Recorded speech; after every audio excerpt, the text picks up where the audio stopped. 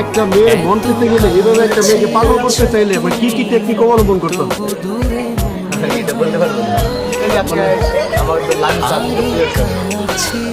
এটা আল্লাহ দুজনের এটা আগে থেকে লেখা ছিল আমাদের কপালে লেখা ছিল, তো এটা আল্লাহ আমাদের একাত্ম করে দিয়েছে। আচ্ছা, আমরা লামিস আপুর কাছে জানতে চাই, আপনাকে সে কি জাদু করেছে তার জন্য এতটা মাস এতটা বছর অপেক্ষা করলেন, একটু জানাবেন আমাকে।